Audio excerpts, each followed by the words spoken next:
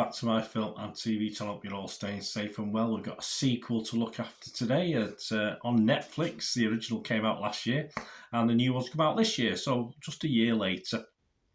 So we're going to look at something that was a sequel to a film called ROYALTEEN, ROYALTEEN, ROYALTEEN. And this is called ROYALTEEN, Princess Margrethe. Greta.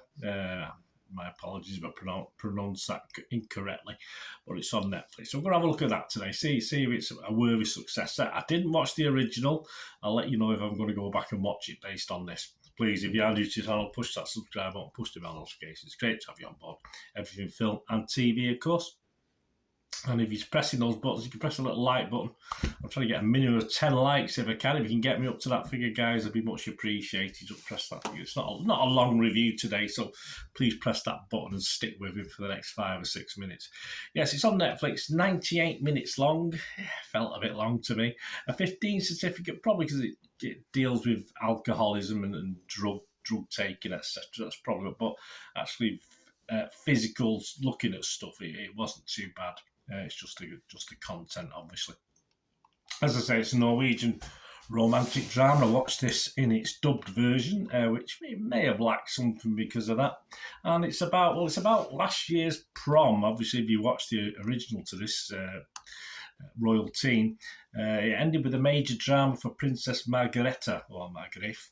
She now has to carry the secret of what happened to her closely so as not to bring shame on the Norwegian royal family. That's where it opens. So you don't necessarily need to know what happened in the first one, apart from you don't perhaps know some of the characters, but it carries on from there. She hears news of the Danish royal family planning a visit. Margrethe sees this as an opportunity to finally meet Prince Alexander that she's been chatting with for months. As family drama starts piling up for the Norwegian royal family, Margrethe always has to find her footing, not only as a strong and powerful princess, but also as a young woman in her quest for love.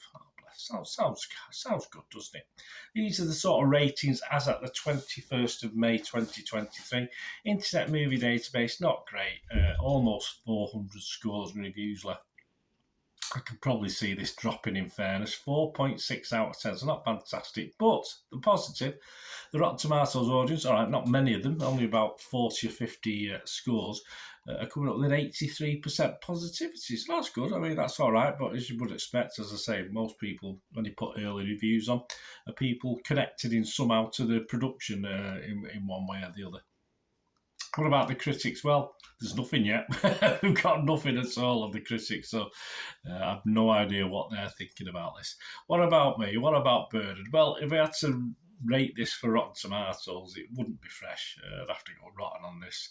As far as Metascore, the other site we look at usually when we do have some reviews to look at, I'd have to be negative. And sadly, yeah, I can't give this a score. It's worth a review, so that means it's not a total disaster. There's some things, a series I start watching or films that I just don't even bother doing a review on. But I thought I'd do a review on this because the original, of course, was ROYALTEEN, was actually got a 5.6 out of 10 on Internet Movie Database, which is okay, not a disaster. So there will be people who liked it who might want to watch this. So I thought it was worth carrying on with the review.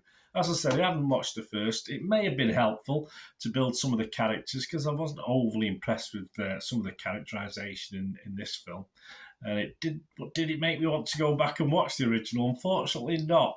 That's the problem. So I probably won't go back and watch the original now. This had been a slightly bit better than I may have done. But even though I did like the lead character, just nothing much in it. The original scored 5.6 out of 10, as I said, on Internet Movie Database. On Rotten Tomatoes, or the audience and the Rotten Tomatoes critics only marked it 35%. So for me, this lacked many things to make an interesting story on any level, really. It was all very bland and unexciting. I was doing other things while it was on, but it just didn't grab you back to the screen. I mean, characters are introduced to the scenarios that just don't really add anything to the overall story. You've got a princess who's obviously having problems, she's getting drunk, she's doing drugs, etc., and does stupid things. And as you'd expect, some people take advantage and some people don't.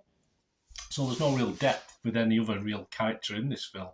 And for me, as I said, I didn't watch the first one, so perhaps I would have known a little bit more about the princess, but certainly not from this effort. I mean, the princess, despite her many adolescent-led faults, is likeable. enough that the drama just lacked a little bit more in this follow-up, because she was okay. But as far as any other characters introduced in this story, it was all very, very bland, unfortunately.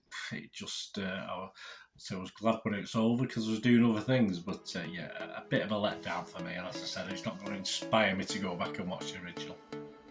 Let me know anyway, guys, if you watch this and you like it and you want to watch it.